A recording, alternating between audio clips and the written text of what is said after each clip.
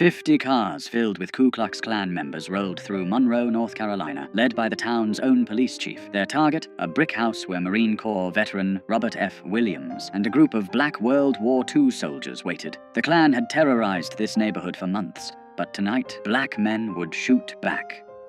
Monroe, North Carolina sat 30 miles southeast of Charlotte, a small textile town of 12,000 people where cotton mills provided jobs and Jim Crow provided the rules. The railroad tracks divided white from black, prosperity from poverty, safety from terror. On one side lived the people who ran the town, on the other lived the people who kept it running, cooking in white kitchens, cleaning white homes, working white-owned factories for a fraction of white wages. Robert Franklin Williams arrived back in Monroe in 1955, though calling it an arrival suggests he'd been welcome somewhere else. Born in this town on February 26, 1925, he'd grown up hearing stories from his grandmother, a former slave who'd given him his grandfather's rifle and told him what it meant to survive in a place that wanted you dead. His grandfather had been a Republican organizer during Reconstruction, publishing a newspaper called The People's Voice, until white violence made him choose between his voice and his life.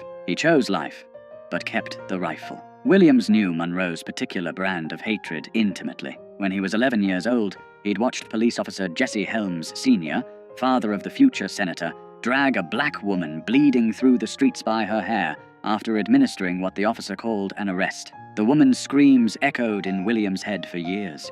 The sight of that badge glinting in the sun, while white onlookers smiled and nodded, taught young Robert a lesson that no school would ever address. The law in Monroe wasn't there to protect him.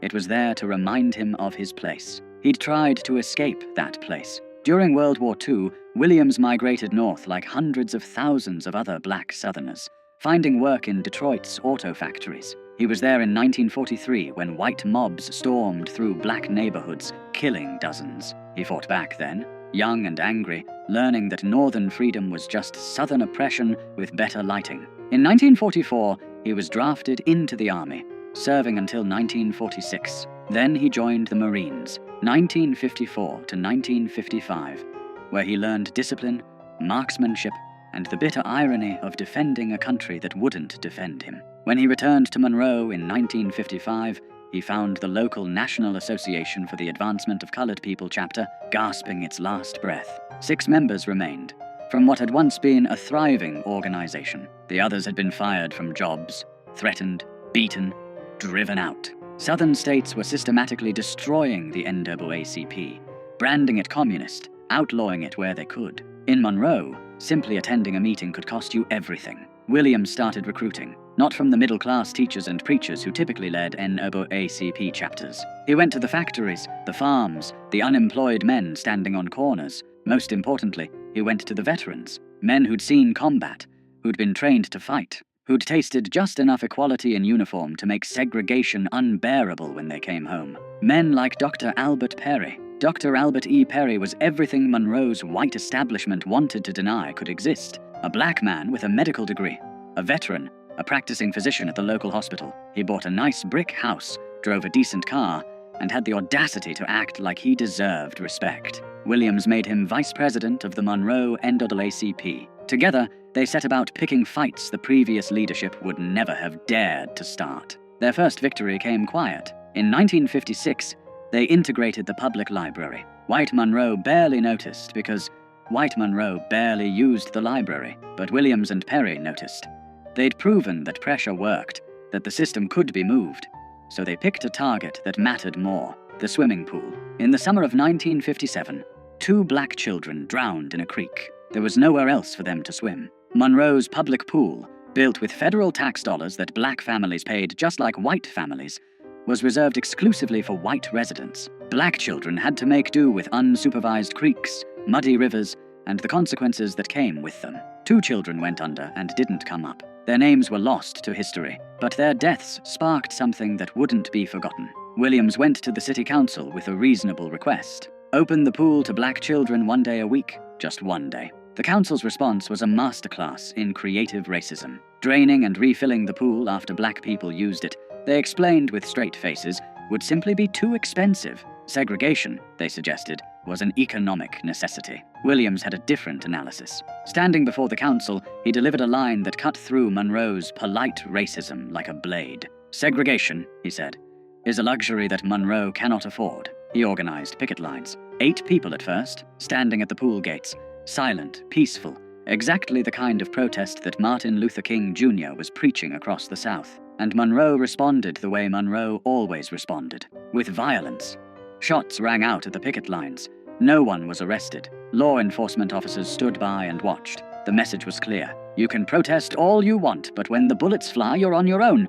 That's when the Ku Klux Klan got involved. The Klan in Monroe wasn't some fringe element hiding in the shadows. In a town of 12,000 people, the press estimated 7,500 Klan members and supporters, more than half the town. They held massive rallies where thousands gathered in their robes and hoods, listening to speakers promise to keep Monroe pure, to keep the races separate, to handle these uppity agitators who thought they deserved to swim in white water. Leading these rallies was James William Catfish Cole, a South Carolina Klan organizer who'd made Monroe his personal project. Cole was the Klan's regional heavyweight, a man who commanded respect in white supremacist circles, someone who got things done. He held rallies where he specifically named Williams and Perry, calling them communists, troublemakers, threats to the Southern way of life. Then his followers would pile into their cars and form motorcades. Here's where the institutional betrayal became impossible to ignore. Monroe's police chief, A.A. Morney, didn't try to stop these motorcades. He led them. Squad cars with flashing lights would escort 50, sometimes more, Klan vehicles through Monroe's streets. The procession would wind through town, then head across the railroad tracks into Newtown, the black section, and there they'd drive past specific houses, firing guns into windows, throwing bottles, shouting threats, while the police chief made sure they had safe passage. Dr. Perry's house became a favorite target. Night after night, the motorcade would roll past, and gunfire would erupt. Perry, his wife, his children, huddling inside while bullets punched through walls. He'd call the police. They'd tell him they couldn't confirm any shooting had occurred, despite the holes in his house and the shell casings in his yard. Then they'd suggest perhaps he'd be safer if he stopped causing trouble. Williams made a decision that would define his life and split the civil rights movement. If the law wouldn't protect black people would protect themselves. He applied for a charter from the National Rifle Association. The NRA approved it without hesitation. Williams formed what he called the Black Armed Guard, though officially it was the Monroe chapter of the NRA. 50 to 60 men, most of them veterans like Williams, men who knew how to handle weapons, how to maintain discipline under fire, how to return fire effectively. They trained, they drilled, they bought guns with money raised from supporters, including fundraisers in Harlem, where Malcolm X would later invite Williams to speak at his mosque. They studied tactics, and they prepared Dr. Perry's house like it was a forward operating base. By October 1957, tensions in Monroe had reached a breaking point. The Klan's motorcades continued, increasingly brazen. White Monroe had circulated petitions to have Williams and Perry driven from town. Anonymous death threats arrived daily. Williams' insurance company cancelled his coverage, citing the risk. When he asked the police chief why his insurance was cancelled if there was no danger, the chief had no answer. On October 5th, 1957, the Klan decided to make their point permanent. They were going to Dr. Perry's house, and this time they weren't just going to shoot at it. They were going to burn it down with everyone inside. Williams got word through the black communities network.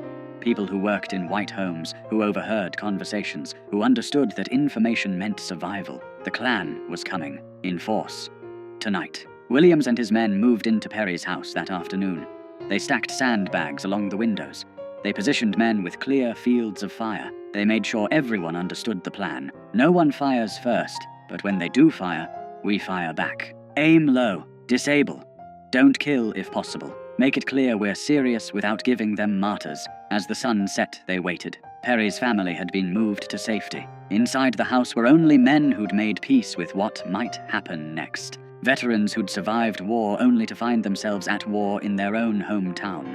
Men who'd sworn oaths to defend their country and were now defending their community from their neighbors. The sound reached them first. Engines. Lots of engines. Then the glow of headlights. Dozens of them, winding through Monroe's streets. The motorcade rolled past City Hall, past the courthouse, past the nice white neighborhoods where people watched from their porches like it was a parade. Then it crossed the tracks into Newtown. 50 cars or more, packed with Klan members in full regalia. At the front, Monroe Police Chief Morney's squad car, lights flashing. The motorcade snaked through Newtown streets, and residents who'd seen this before pulled their children inside, turned off their lights, prayed this night wouldn't be the night someone they loved got killed. The procession turned onto Perry Street. The cars slowed, then stopped, engines idling. Men began to emerge, white robes gleaming in the headlights. Some carried torches, some carried guns. All of them carried the certainty that this was their town, their right,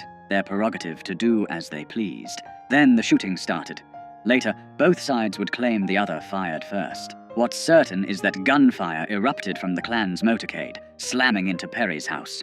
Bullets shattered windows, punched through the brick, tore through the front door. The roar was deafening, dozens of weapons firing at once. Inside the house, Williams gave the order. Fire! The response was disciplined, controlled, exactly what you'd expect from trained soldiers. Muzzle flashes erupted from Perry's windows. The veterans inside had positioned themselves for overlapping fields of fire. They aimed low, at car tires, at legs, at anything that wasn't lethal but would make their point crystal clear. The Klan had never experienced this. In all their years of terrorizing black neighborhoods, shooting into homes, burning crosses, inflicting violence with impunity, they'd never faced organized armed resistance. The psychological impact was immediate and total. These weren't victims cowering in the dark. These were soldiers returning fire. The Klan panicked. Men in white robes scrambled back to their cars. Engines roared to life.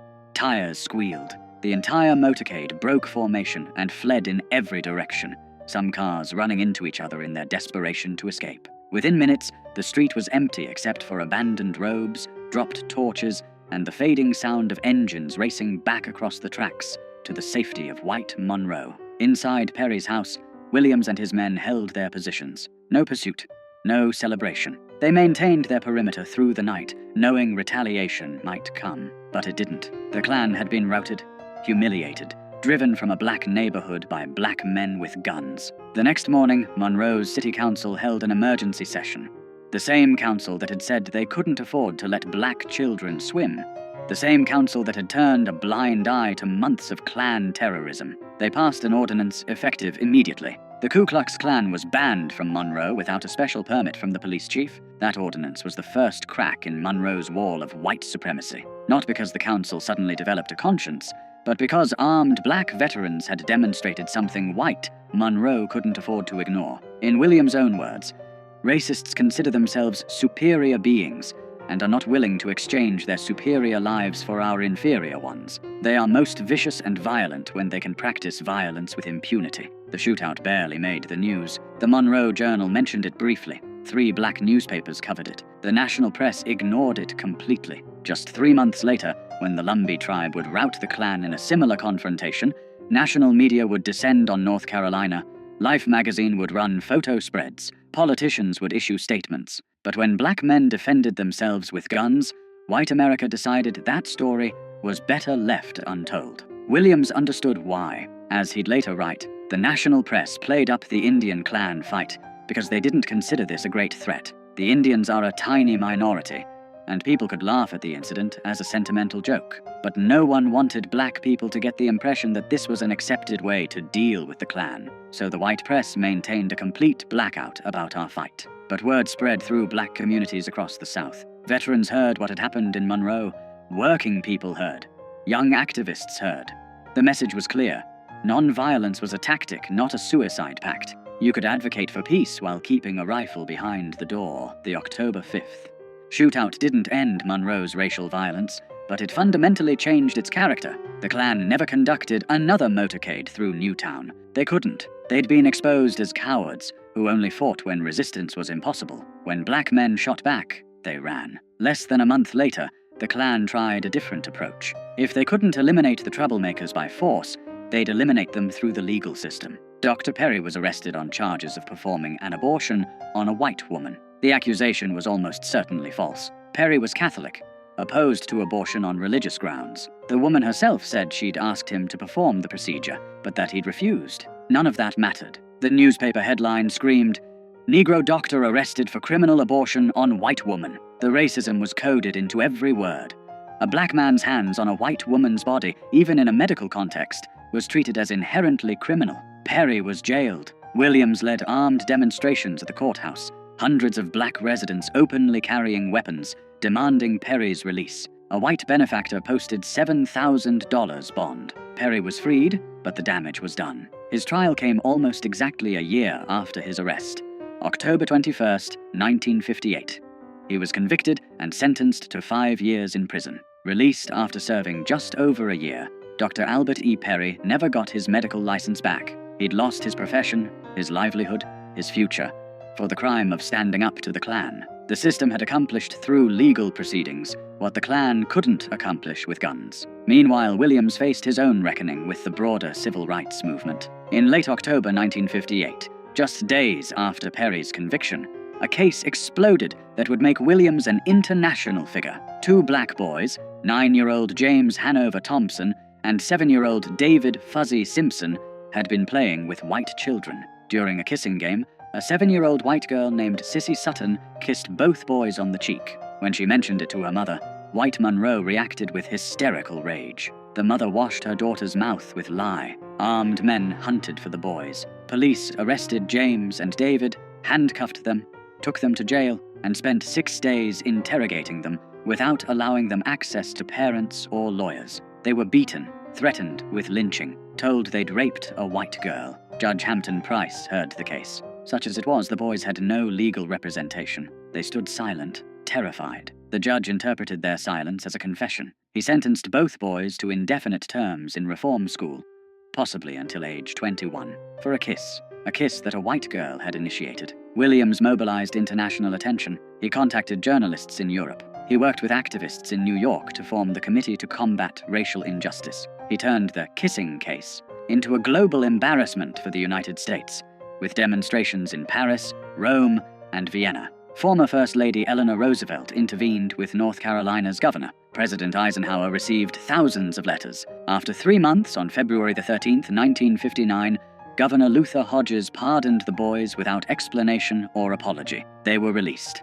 Their lives were destroyed. James Thompson would spend most of his adult life in and out of prison. David Simpson largely disappeared from the record. In 2011 interviews, James's sister Brenda would remember sweeping bullets off their front porch every morning while the Klan burned crosses in their yard. The kissing case made Williams famous, but it also made him a target. Then came the event that would force him into exile. In May 1959, a Monroe court heard the case of Mary Ruth Reed, a 23-year-old black woman who was 8 months pregnant when Louis Medlin, a white man, assaulted her and attempted to rape her. Medlin was charged. The trial was brief.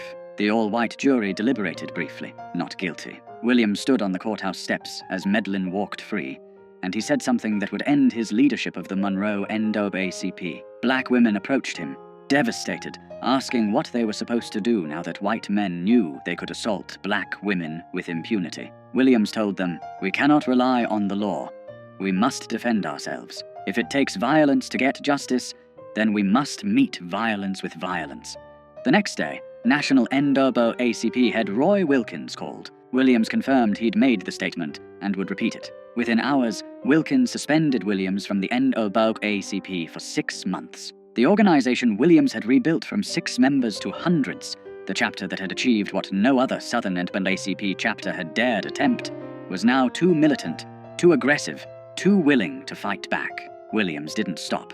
He founded a newsletter, The Crusader, continuing his grandfather's tradition of publishing. He continued organizing. In 1961, when Freedom Riders came to Monroe, Williams' armed guards protected them. When white mobs attacked nonviolent demonstrators, Williams' men formed defensive perimeters. Martin Luther King Jr. refused to visit Monroe, specifically because Williams' armed guards were there. The philosophical divide between nonviolence and self-defense had become irreconcilable. On August 27, 1961, violence erupted in Monroe again. Freedom Riders had been demonstrating. White mobs attacked. In the chaos, a white couple from a nearby town, Bruce and Mabel Stegel, drove into Newtown by accident. Residents surrounded their car, thinking it was part of the mob. Williams personally intervened, brought the couple into his own home for protection, kept them safe for 2 hours until tensions cooled, and they could leave unharmed. The Stegels left safely. Then Monroe Police Chief Morney, the same man who'd led KKK motorcades,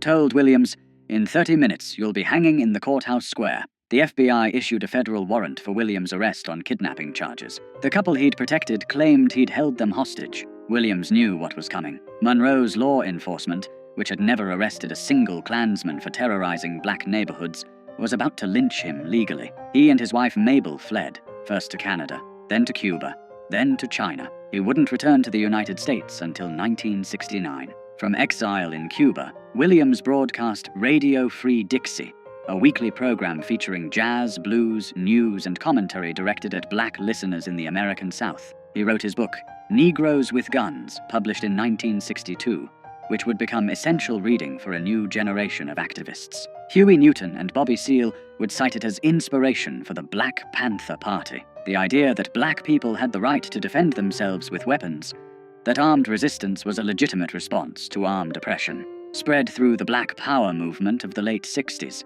the kidnapping charges were finally dropped in 1975. Williams returned to Michigan, where he lived quietly until October 15, 1996, when he died of Hodgkin's lymphoma at age 71. Rosa Parks delivered his eulogy in Monroe, the town that had driven him into exile for daring to suggest black people deserved to swim in public pools. The night of October 5, 1957, changed nothing and everything. Monroe remained segregated.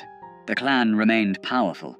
Racism remained the law. But something had shifted. Black men with military training had demonstrated that white supremacist violence wasn't cost-free. They'd shown that victims could become defenders, that terror could be met with resistance, that the oppressed didn't have to die quietly. History tried to forget that night. The civil rights narrative we teach emphasizes nonviolence, peaceful protest, moral suasion. We celebrate the bus boycotts and sit-ins, the marches and speeches. We're less comfortable acknowledging that sometimes black people survived because they had guns and knew how to use them. That veterans who'd fought fascism overseas came home and fought it at home. That the Klan stopped terrorizing certain neighborhoods because they knew armed men waited in the darkness. Robert F. Williams never apologized for October 5th. In his book, he wrote, "It has always been an accepted right of Americans, as the history of our western states proves, that where the law is unable to enforce order, the citizens can and must act in self-defense.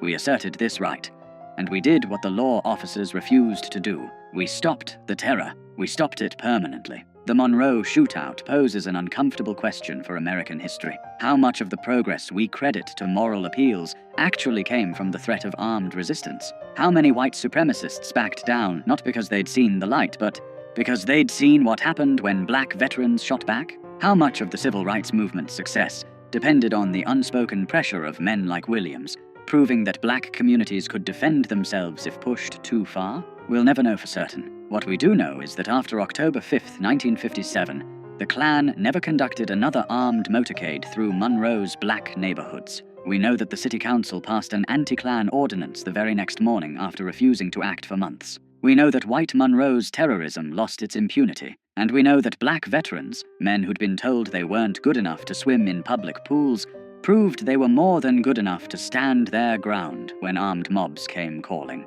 The story of that night, and the man who organized the resistance, deserves more than a footnote. It deserves to be told in full as a reminder that justice in America has often been extracted at gunpoint by people who refused to die quietly. Robert F. Williams and his men didn't start the violence in Monroe. They just finished it.